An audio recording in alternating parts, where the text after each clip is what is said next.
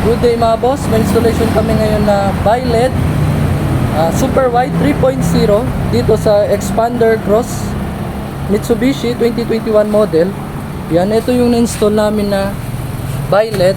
Yan, super wide yan mga boss, 3.0, pit na pit siya. Yan, yan yun yung output nya. Yan, ito mga boss, may high beam features na to. Then pag high beam sa headlight, sasabay din yung bi-LED nya. Yan, ito yung sa kabila, sa right, super wide din mga boss. Yan. Yan mga boss yung output nya. Then ito yung laman ng bi-LED yung sa carton. Yan. Yan mga boss, 50,000 lumens. Yan mga boss, napakaliwanag siya mga boss. Then ito yung stock nya na assembly nya.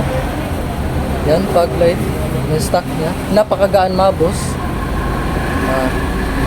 Kesa kumpara namin sa bi-LED. Yan, ito yung stock nya. So ngayon mga boss, try natin yung high beam features nya. Yan, pag mag high beam si headlight, sasabay din yung fog light na bi-LED. Yan mga boss.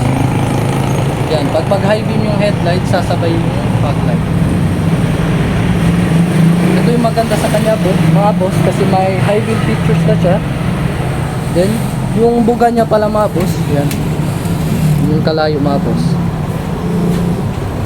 Pakihaya ko boss. Yan. Maliwanag yan mga boss, kasi nakaharang lang yung glass. Mga boss.